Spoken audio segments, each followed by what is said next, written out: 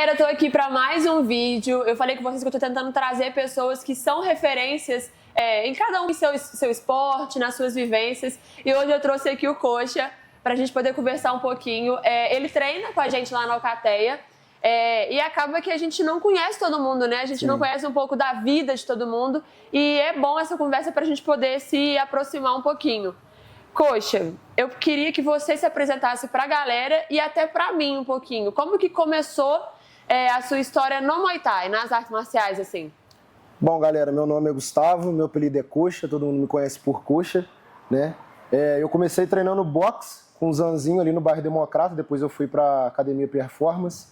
E eu entrei no intuito, literalmente, de aprender a me defender. Porque quando eu era mais novo, tinha um amigo meu que sempre me batia. E eu chegava em casa muito machucado, e fui pedindo aos meus pais e tal, e comecei a treinar.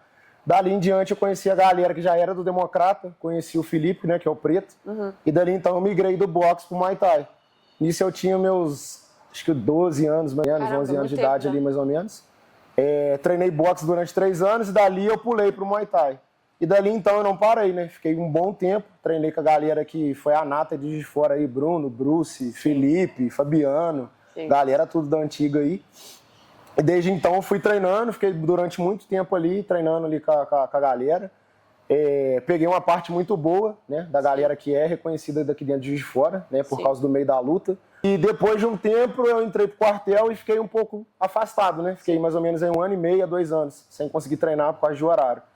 Depois eu voltei a treinar durante um tempo de novo, pelos horários e correria do dia a dia da vida, né? Tem vezes que dá uma embolada. Eu não consegui continuar dando continuidade nos treinos. Parei novamente, fiquei 1 ano parado, depois disso voltei durante um bom tempo e sofri um acidente de moto. E assim, machuquei bastante, fiquei mais ou menos uns 2 anos e meio, 3 anos para recuperar. Isso foi grave? Foi, eu tive uma fratura exposta na perna direita. E tive que colocar haste, então assim, foi algo bem chatinho. Aí, quando o médico me liberou, aí eu voltei a treinar. Eu e o Breno, a gente sempre treinou desde criança junto. Na época que é igual eu falo da nata mesmo, da galera de fora. O Breno sempre trocando ideia, o Breno sempre mandando mensagem, falando comigo, poxa, volta a treinar, irmão, volta, vem aqui, cola com a gente e tal. Aí um dia eu falei, mano, já tô liberado, vou ir lá. Aí fiz um treino dali em diante, cara, garrei ali dentro da Alcateia. É o que eu falo pra todos, né? A Alcateia literalmente é uma família. Você chega ali, você só não cresce, você só não vai estar ali com a galera ali estando em crescimento se realmente você não quiser. Então, assim, eu treinei aqui também, onde que eu dou aula, né? Que é aqui na Avenida dos Andradas, na Academia Pulsar. Treinei aqui quando eu tinha, acho que uns 15 anos mais ou menos, época do Delmar não, da época do Diniz. Né? Treinei com o Del também, durante muito tempo na Bernardo. Então, assim, a galera... Realmente só a nata. Que é literalmente a nata, eu treinei com todo mundo. Cal, né? Todo mundo aí que vocês imaginarem aí, eu sempre treinei com a galera. E então fui lá pro Breno e desde então o Breno tá, né? Querendo ou não, nessa batida aí de aumentar, né? A família Alcateia. Me deu a oportunidade de estar puxando alguns treinos. Comecei puxando alguns treinos lá no Bandeirantes, que é onde é a nossa base, mesmo, né? E dali em diante foi só crescendo e a gente tá aí, cara, nisso aí. Amo muito o esporte, gostei. Sempre estava no meio, porque até então, ali no Democrata, quando era a galera mesmo, a maioria do pessoal sempre ficava muito no Democrata, a galera que tava, que competia. Então, assim, sempre estava no meio dessa galera, né? E acaba que todo mundo tem a vida na luta e fora dela. Exatamente. E a gente sabe como que os esportes de maneira geral, mas eu sinto que as artes marciais mais abrem os nossos olhos, abrem a nossa visão para seguir uma vida mais correta, vamos dizer assim. Cuidar do corpo, cuidar da mente, porque é tudo junto. Se a gente não tiver com a mente boa, o treino não rende, uma competição não rende, as aulas não rendem. E se você estiver o tempo todo na bebida, comendo mal, dormindo mal, o seu treino fisicamente também não rende. E você teve um período também que não foi muito regrado, vamos dizer assim, né? E quando que foi? Isso foi na adolescência e tal? Conta um pouco pra gente poder entender como que a arte marcial conseguiu te trazer de novo pro eixo. Cara, foi aí no meu eixo mais ou menos, aí eu acho que tava na fase, acho que de uns 16 anos ali até, acho que meus 18, 19 anos ali. Literalmente, tipo, não queria saber de nada, né? Foi uma época que eu tava sem treinar. E a galera que eu treinava sempre mandava uma mensagem, às vezes me via, falava, pô, mano, não fica nessa e tal. Fiz muita coisa errada, cheguei a usar muita droga na época, né? Bebendo, não queria nada com nada. E de tanto o pessoal me mandar mensagem, me chamar, eu voltei a treinar. E quando eu voltei a treinar, literalmente, na época era o Cal, que era o professor, né? O Preto também dava as aulas. E voltando a treinar com eles, eles sempre foram muito rigorosos, né, em questão de hierarquia e disciplina dentro do tatame, ali dentro do treino. E com isso eu comecei a me autorregrar dentro do tatame, e essa cobrança deles começaram a me colocar na linha, sabe, no eixo.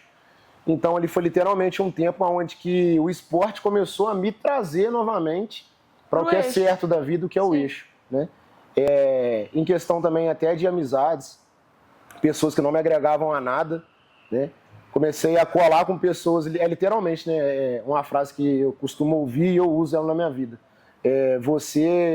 As 4 pessoas que você anda, você vai ser a 5ª pessoa. Sim. Então, assim, literalmente, quando eu comecei a andar com pessoas que tinham um caminho certo, que trilhava para o certo, eu comecei também a me endireitar ali. Sim. Eu conversei com você e eu falo sempre do paralelo espiritual, né? Eu não gosto muito de falar religioso, mas espiritual e o físico. Eu associo muito uma caminhada com Deus, uma caminhada assim, certa, não julgando o certo e o errado, mas é isso que a gente falou do eixo. A gente tá certo, a gente tá de acordo com o nosso propósito. E aí você usou a palavra propósito aí, né? Falou um pouco dessa questão do Breno. Você atualmente está na igreja. Você sempre foi da igreja? Como que foi o seu processo de ir para lá? Cara, eu, quando era bem mais novo também, eu participei de um congresso jovem da IBPNE, que era do apóstolo Natanael, que era na Avenida Brasil. Fui para um congresso em Nilópolis, no Rio de Janeiro. Então, assim, foi meu primeiro contato, né, junto com o pastor Bill, de estar ali algo agregado e estar envolvido no meio de algo que era algo de Deus, né? Foi muito bom, fiquei por um bom tempo dentro da igreja e literalmente, né, vem as coisas da vida e literalmente saí. Fiquei um bom tempo fora, afastado. Nessa época eu era solteiro, então assim, foi nessa época que eu literalmente também comecei a fazer muita merda e tal. Companhia, literalmente, né? Tem pessoas que falam que sua mente é seu guia, mas não é somente seu guia. As pessoas que você anda, ela te influencia, sim, bastante coisa. Não é à toa que a gente tá ali, quando a gente tá sempre no meio, a gente ali dos atletas, pessoas que literalmente estão buscando sempre uma performance, a gente também não quer ficar para trás. Sim. Então, assim, aí depois de um bom tempo, eu comecei a voltar a congregar, né? Ter meu tempo ali com Deus. E... Congregar já é ensinar outras pessoas ou é com você? Não, somente eu e Deus. Eu estava literalmente participando de cultos, né? Indo ali, estando ali, literalmente congregando dentro de uma igreja, que foi a igreja do Bill. Fiquei ali por... Sim, chama A Igreja. Sim. Fiquei ali por 6 ou 7 anos. Fiquei por um bom tempo também. E durante 1 ano e meio, meu acidente também, eu estava ali dentro da igreja. Então, assim, minha vida virou de cabeça para baixo. Então, eu também, por ter ficado muito tempo em casa, não estar conseguindo estar sempre nos cultos, isso também me deu uma esfriada, sabe? Do meu contato ali, de estar no contato com Deus. Mas tendo meu contato em casa, mas não é a mesma coisa que você estar ali congregando junto com os irmãos ali. Fiquei um tempo afastado, um amigo meu, que é onde eu congrego hoje em dia, que é na Palavra da Fé, do apóstolo Wilson Caetano, me chamou para ir lá. Fui lá, fiz algumas visitas e literalmente me permaneci lá, sabe? Me encontrei lá. Sim. Lá, hoje em dia, eu sou um obreiro lá, né? Eu lidero uma equipe de obreiro da quinta-feira e eu lido muito com jovens também, né? A gente está até tendo agora, na época do carnaval agora, né? A gente vai ter um congresso jovem lá. Que legal. Né? A gente vai ter uma conferência. E a gente tem as células também na quarta-feira, então assim, a gente leva a palavra, né? E é aquilo também, eu respeito todas as religiões, todo mundo é livre para escolher o que quer, né? Só que quando a gente está centrado em Deus, quando a gente coloca literalmente nossa vida em Cristo, cara, é impossível não dar certo, né? E hoje em dia eu tô ali firme, já vai para acho que 1 ano e meio ou 2 anos que eu tô na Igreja Palavra da Fé, né? Então assim, eu tenho um tempinho de caminhada, né? Lógico que eu sou falho, sou pecador igual a todas as pessoas, mas eu tenho vamos dizer, um entendimento básico, o bobo ali, né? Para literalmente poder lidar com alguém, literalmente poder levar uma palavra ali, né? E o esporte e a parte de Deus, quando ela se une, cara, é algo que é muito tremendo. Eu falo isso muito com o Breno. Teve um tempo que eu levei, né, uma palavra lá no Bandeirantes, lá no treino. E assim, eu acho que é algo que quando se agregam os dois, cara, você consegue literalmente consertar tudo. Sim. Mente, corpo, alma, espírito. Então, assim, cara, é algo que fica... É literalmente um conjunto, né? Quando você une eles ali, é algo que fica muito bom, cara. Porque não é somente você tá... meu pensamento, né? Não é somente a gente estar treinando, não é somente a gente estar aqui dando aula. Eu literalmente estando aqui, igual eu falo, respeito a religião de qualquer um, né? Só que as pessoas que me dão abertura, eu tô sempre falando, né, de Cristo, de Deus, falando da palavra. Então, assim, cara, é algo que eu acho muito... Acho que é uma de grande importância. A gente ter literalmente, né, uma fé, a gente literalmente confiar, né, em Deus estar ali. E literalmente entregando tudo nas mãos dele. Sim. Porque tudo que eu tô vivendo, se eu tô aqui hoje podendo dar aula, a oportunidade que o Breno me abriu, é claro que foi o Breno, mas primeiramente foi Deus, sabe? Literalmente eu pedi, eu entreguei nas mãos dele, eu falei que ele queria, que eu pedi uma oportunidade, né, de poder voltar a treinar. Sempre queimou no meu coração de dar aula, sempre fui um monitor, sempre estava ali, se precisava na época de graduação, sempre estava ali, opa, precisa que anota nome, precisa que certificado, tá pronto, tá sempre literalmente um voluntário, né? Sim. Então, assim, cara, tudo que Deus tem de uns tempos pra cá na minha vida, cara, é muita graça, sabe? Sim. Eu literalmente tenho que agradecer muito. Literalmente só agradecer. Tem muita gente que ainda tá nesse caminho de, tipo, de tá frio. Mas que sempre tem uma pontinha ali, tipo, uma vozinha no fundo falando assim, vai, começa, vai, faz, vai na igreja, vai no treino, vai no treino do fulano, do ciclano.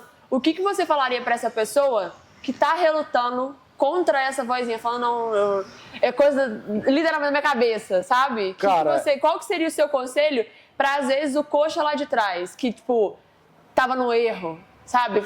Cara, vai pro lugar certo. O que você indicaria pra pessoa procurar o lugar certo? Porque a gente sabe que existe academia que não te leva pra esse eixo, que existe igreja também que não te leva pra esse eixo. O que você falaria pra pessoa procurar algo que vai levar aí, sabe? O que você vê, por exemplo, na Alcateia, que você fala, cara, é o lugar. O que você vê na sua igreja que você fala, é o lugar. Que tem tantas outras academias, a gente sabe, mas o que seria essas pequenas coisas que você incentiva a pessoa? Se você na academia, começa. Se você vê isso no esporte, começa.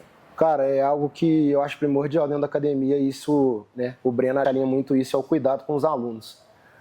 Não é literalmente só um aluno, não é só mais uma mensalidade, é uma vida, é uma alma, sabe? Então, assim, na igreja já teve, também. Já teve vezes aqui, quanto lá no Bandeirantes, né? De eu estar participando do treino ali e eu notar que, tipo assim, tem alguma aluna que eu literalmente não tá bem, a gente consegue perceber, né? Sim.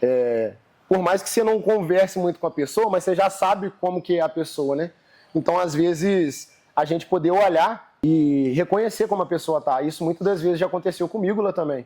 Né? De eu chegar na academia um pouquinho mais para baixo, o Breno, ou até outros, a galera que treina lá, o João Vitor também, às vezes dentro do carro, às vezes a gente de carona, e a gente tem literalmente essa preocupação. Então, assim, procure uma academia que tenha essa preocupação com você, sabe? Que não seja literalmente só um aluno ali dentro.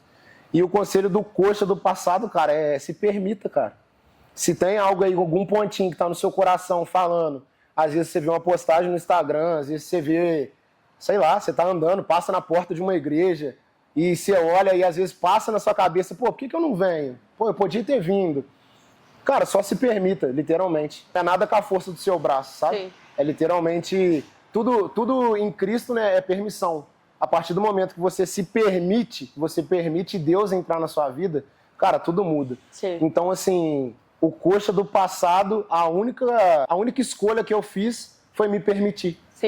Dar esse sim. Sim, é literalmente dizer sim pra Deus. É literalmente dar uma oportunidade. Tá, vou testar, vou ver como é que é. Sabe? Isso foi de grande mudança pra minha vida. Você falou sobre essa questão de abordar o aluno, às vezes uma pessoa na igreja, ou até uma pessoa na rua, né? Como que você sente essa questão dessa proximidade? Porque agora eu tô dando as aulas femininas lá na Alcateia, no Bandeirantes, terça e quinta. E tem isso, aí eu fico assim, será que eu tô sendo invasiva? Será que eu tô sendo, sabe, como que eu vou chegar? Porque tem gente que tem essa facilidade, eu sinto que mulher é um pouco relutante com isso. Como que você faz isso? Como que é esse processo? Eu tento criar um pouco de intimidade. Não uma intimidade a fundo, mas é literalmente uma intimidade, tipo assim, cara, eu não sou só um professor. Eu sou um amigo. O que você precisar, eu tô aqui. E é claro que tem pessoas que são mais fechadas. Tem pessoas que literalmente não se abrem. Mas eu literalmente mostro essa oportunidade. E muitas das vezes, quando eu deixo esse espacinho, eu pego, às vezes, a pessoa, por exemplo, antes do treino, quando acaba o treino, eu vou falar, pô, e aí, como é que foi o treino e tal, curtiu e tal, tá, beleza. Como é que foi seu dia hoje? E nessa, como foi seu dia hoje, às vezes a pessoa fala, pô, cara, tô vindo de uma semana que tá, difícil, nossa, muito difícil, então, cara, ali é a oportunidade de você derramar, sabe, em cima da pessoa. É algo que eu sempre uso com todas as pessoas, né?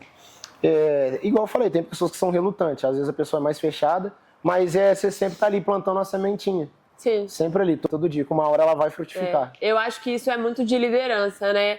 É vocação, não tem como. Tem gente que fala comigo, fala, nossa, eu queria falar bem igual você. Eu falo, cara, mas você faz uma coisa que eu não faço bem. Exatamente. Eu faço muito vídeo pra oficina mecânica, essas coisas. Ele tinha que falar bem igual você. Eu falei, não, se você falasse bem igual a mim, talvez você não mexesse no carro tão bem. Exatamente. Eu não faço isso que você faz.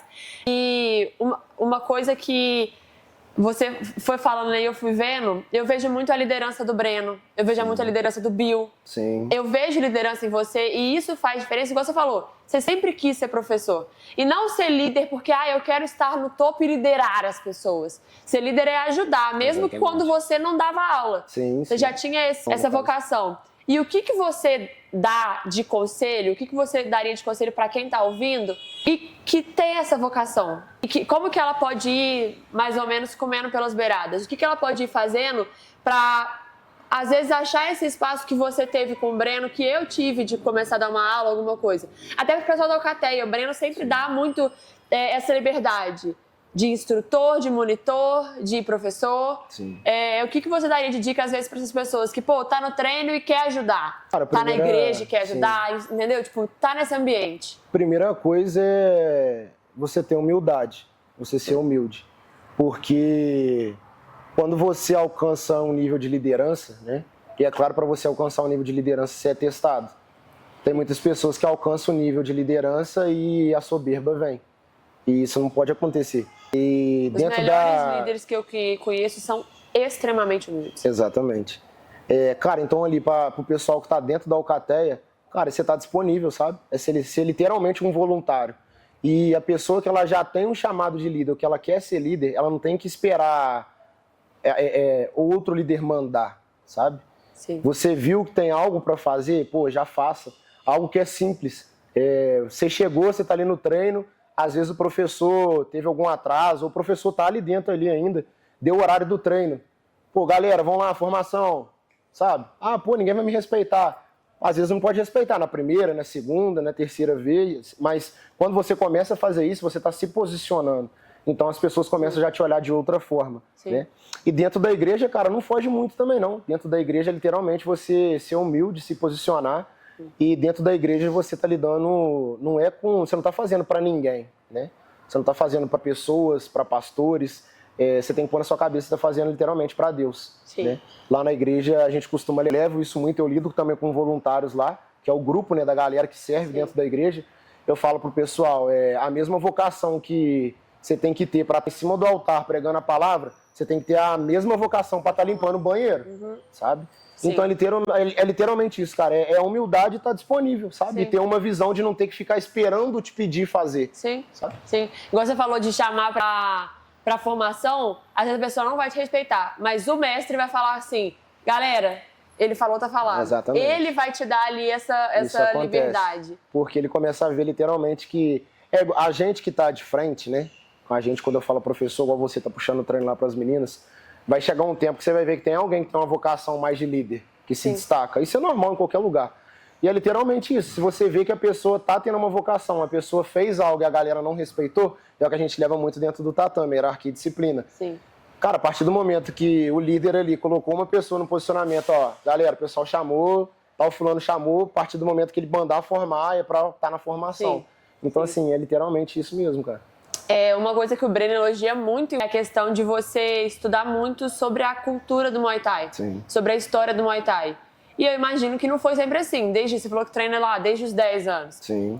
Você não conhecia essa cultura até recentemente. Não. O que estudar sobre a parte cultural, estudar sobre a parte histórica, estudar sobre a técnica, ao invés de só ouvir nos treinos a técnica e beleza, foi pra casa, mudou na sua forma de enxergar o Muay Thai e na sua forma de treinar, de dar aula? O que mudou?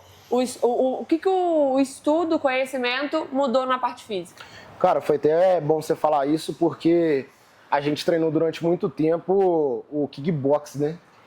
E quando eu fui pra Alcateia, eu literalmente... Eu já sabia que existia o Muay Thai tailandês e tal. Só que aí tinha professor na época que até zoava. Eu passei por essa experiência de falar assim, esse Muay Thai tradicional aí nada a ver. Sim, só que ele literal, não é o treino tradicional, é porque realmente tem muitas academias que vendem o Muay Thai, mas treinam o K1. Exatamente. E assim, quando eu fui pra lá, eu já tinha um conhecimento básico do que era um Muay Thai, né, tailandês, no caso. Só que quando eu fui pra lá e eu fui ver que tem literalmente regras, cultura e, pô, tem muitas coisas, cara, tipo assim, eu confesso que eu fiquei meio perdido, sabe? Mas o Breno, igual eu falo, cara, o Breno, ele é um ótimo líder, né, cara? Em todos os quesitos. Não é querer puxar saco. Se fosse ruim, eu falava que, o Breno é horrível, mas não, mano, é um cara que tem um comprometimento. E quando eu fui pra lá e quando abriu a oportunidade de eu começar a dar treino, ele virou pra mim e falou assim, coxa, se você quer estar de frente aí, irmão, você vai ter que estudar a história do Muay Thai, mano. Você tem que saber. E assim, comecei ali estudando um basiquinho, é difícil de gravar. Sim, são não nomes, é tão fácil, são nomes, estilos de luta, né, entre outras coisas. Mas a partir do momento que eu comecei a me aprofundar nos estudos ali, olhando, ver os estilos de luta, cara, isso mudou muito a minha mente, não só para mim, mas como para o treino, né? Como aqui onde eu estou dando aula, a maioria dos alunos são alunos novos, né, que nunca treinou e que sempre teve vontade de treinar, eu faço sempre questão de, no final do treino, falar com eles para assistir vídeos, né? Eu mandei o PDF que a gente tem da nossa equipe, né, explicando a história do Muay Thai, que o Breno elaborou, né, um PDF muito bem elaborado, e eu mandei já para eles e, tipo assim, foi muito top a curiosidade que eles já estão tendo, sabe? Sim. Então, assim, o Matheus é um dos alunos aqui que tem, ele é o mais curioso, e, tipo assim, é o cara que mais dá o sangue mesmo no treino, sabe? Sim. E ele mesmo já começou a observar, ele chegou aqui, ele falou, pô, professor, tava vendo, pô, tem um estilo de luta meu e tal. A pessoa consegue entender também porque é muito diferente. Às vezes uma pessoa não tem tanto gás, mas ela tem muito equilíbrio. Então, assim, a pessoa também começa a entender que ela não tem que ser igual a todo mundo. Sim. O Muay Thai tem disso também, exatamente. Né? O Muay Thai, né, que é que o Breno puxou, que é o Muay Thai tailandês mesmo, né, eu acho que ele fica algo muito bonito porque cada pessoa, ela se enquadra num estilo de luta. Então não fica aquela coisa de tipo assim, pô, eu vou fazer um spar com um cara, eu e ele, pô, sempre a mesma coisa. Eu acho que não é 100%, mesmo que o cara não tenha um estilo de luta do Muay Thai tailandês. Mas quando a gente migra para esse lado e você literalmente escolhe mesmo o estilo de luta, cara, fica algo muito bonito de ver. Sim. Né? Fica algo muito top. E você me perguntou o que mudou para mim. Cara, para mim mudou, tipo, da água pro vinho. Porque eu sempre fui um cara de ficar parado e, pô, bato, e tomava porrada e devolvia. E quando eu comecei a ver os estilos de luta, eu mudei muito minha forma, né? De sair na mão, de estar ali treinando, né? Fora que tem outras formas, Lenchan, né? Tem outras formas da gente fazer. E, assim, abrangiu muito a minha mente, eu consegui literalmente entender a arte marcial do Muay Thai, sabe? Sim. Então, assim, foi literalmente da água pro vinho mesmo a mudança que teve. E foi algo muito bom na visão, né, da gente como um professor, a gente que puxa um treino. Sim. E é muito gratificante também ver a galera, porque não são todos que têm a curiosidade, que vai ler, né? Mas eu brinco também, igual o pessoal tá aqui, né? O comprimento também muda, né? A forma, suar de crap, suar de crá. Eu cobro muito da galera aqui. Então, assim, é algo que eu uso muito, não tem que ser algo embaçado também, algo chato. Igual eu brinco aqui com a galera, acabou o treino de formação, eu paro, fico com a orelha de lado, falou errado, deixa 10 flecas. Então, assim, isso querendo ou não, na forma de você brincar, vai despertando uma curiosidade também no aluno, né? Uhum. Então, assim, eu acho que é algo muito top que, literalmente, quando você entra ali no estudo, que você vai ver, literalmente, a cultura, vai ver como que é feito, né? Porque pra gente aqui, a gente treina porque a gente gosta, né? Sim. Lá pra eles são algo cultural, né? À toa que a gente vê vídeo de crianças lá de, 5 anos, 6 anos. Caindo na já mão. Saindo na mão e sem chorar. Então, assim, cara, quando você começa a ver que é literalmente uma cultura, é algo que vem literalmente cultural, também é algo muito bonito, sabe? De você estudar, de você entender o que é que você tá fazendo, o que você tá treinando. Sim. Coxa, pra gente finalizar, eu até perguntei pra você o que você falaria pra essa pessoa aí que tá com essa vozinha no fundo. Mas você falou que você ficou muito tempo afastado dos treinos por conta de horário, muito tempo afastado da igreja por conta de N motivos. Teve o acidente, ele acaba... para algumas pessoas, um acidente, uma fatalidade, enfim, o que acontecer é combustível, mas para muitas pessoas acaba sendo um freio muito grande. Exatamente. E eu consigo já pensar aqui em umas 3, 4, 6 pessoas que eu tenho essa sensação de que dá sempre a desculpa de eu não tenho tempo, eu não consigo, eu tô com uma dor aqui, eu tô com uma questão ali. E aí, o que você falaria para essa pessoa que às vezes ela sabe que é desculpa? Quando tem gente que quando a gente fala assim, você tá dando desculpa, ela sabe que não. Fala, não, eu realmente não tenho tempo, não, eu realmente não posso treinar agora. E tem pessoas que na hora que fala, ela fala, eu sei que é desculpa. Então, o que você falaria para essa pessoa que tá com essa desculpa? De que tem capacidade, tem aí a vontade, mas tá ali, nessa zona de conforto que não é confortável, tá? Exatamente. Tem certas zonas de conforto que são falsas zonas de conforto. Que, às vezes, sair dela é difícil. Porque eu falo que o inimigo, ele gosta que a gente esteja na zona de conforto. Claro. Porque ele sabe que quando você Exatamente. sai, você vai brilhar. Seja no treino, seja na igreja, em qualquer área da vida, profissional, relacionamento, enfim. O que você falaria para essa pessoa que tá aí se enganando nessa zona de conforto? Cara, primeiramente é você por você. Você pode ter os melhores ao seu lado, mas Amigo, a partir do momento que se você não der o primeiro passo, nada vai acontecer. Sim. E eu costumo falar com algumas pessoas, cara, todo mundo tem algo grandioso, todo mundo carrega algo muito top. Igual você falou, você faz algo que eu não sei fazer, eu faço algo que você não sabe. E, cara, cemitério tá cheio de sonho que não realizou, cara. Então, assim, não perde tempo, sabe? Se você tem no seu coração um chamado, se você... Pô, cara, sei lá, que seja qualquer vocação que você tenha vontade, cara, não deixa o tempo passar mais não, sabe? Sei lá, sai dessa cama, sai desse sofá, cara, vai cuidar da sua saúde. E eu repito, se você não der o primeiro passo, nada vai se cumprir. E a partir do momento que a gente dá o primeiro passo, e, aliás, né, antes de dar o primeiro passo, a gente entrega na mão de Deus, ele realiza. A gente tem muita mania também de pedir algo para Deus e ficar sentado esperando. Deus não é assim, galera. A gente pede, e quando a gente começa a fazer, Deus olha e fala, opa, ele me pediu, tá fazendo, então eu vou ajudar. Eu brinco com a minha família, eu acredito muito nessa parte energética e espiritual, enfim. Eu costumo brincar com a minha terapeuta, eu falo assim, o que Deus vai me dar já tá aqui. Sim. Ele não vai chegar em mim, eu tô aqui, essa coisa tá aqui, ele não vai me entregar. Tá aqui, ele tá tipo, Isabel, tá aqui. Ele vai te testar. É isso. Isso aí, exatamente. E aí eu acabo fazendo um convite pra você. Tem o Instagram da Alcateia, tem o meu perfil, tem aqui os comentários, tem o perfil do Coxa. Se você precisa, igual ele comentou, cara, conversar, perguntar, pedir uma dica, um conselho, uma ajuda, uma palavra, manda uma mensagem pra gente. A gente tá aqui realmente pra ajudar vocês. São umas ordens, literalmente. Aproveitando isso que a gente vai encerrar, eu nunca fiz isso publicamente.